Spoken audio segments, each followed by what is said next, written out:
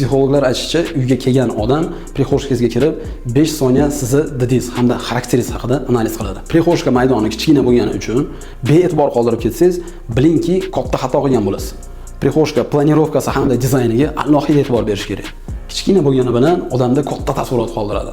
Psixologlar aytishicha, uyga kelgan odam prixoshkangizga kirib 5 soniya sizni didingiz hamda xarakteringiz haqida analiz qiladi. Prixoshkaga ochiqroq ranglardan foydalanishni maslahat beraman.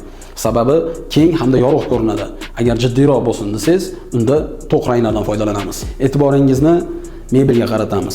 Dizayn bilan birgalikda qulaylikni ham hisobga olib ketganmiz. Poyabzalimizni yechib kiyishimiz uchun pufik, bosh kiyimlarimiz uchun polka, ustki kiyimlarimiz uchun ilgaklar, qo'limizdagi sumka hamda lashlushlarni qo'yish uchun polka, ложка va shunga o'xshagan mayda chudalarni qo'yish uchun tortma, hamda oyoq kiyimlarimiz uchun yetarlicha polkalardan foydalanganmiz.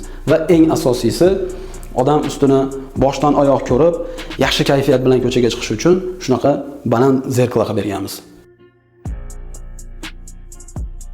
Va mana shu barcha qulayliklar sizga xotirjamlik hissini beradi.